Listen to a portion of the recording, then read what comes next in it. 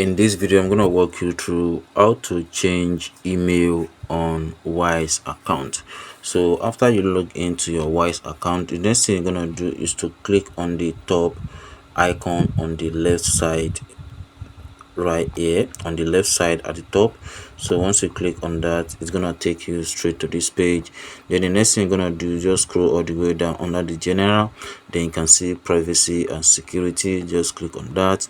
Then this page is gonna load. Then you can see email address right there. So the next thing you're gonna do is just click on the email address. Then you can put the new email address you want to use. Then they're gonna ask you, do you need to change your email address? No problem, type in the new one above.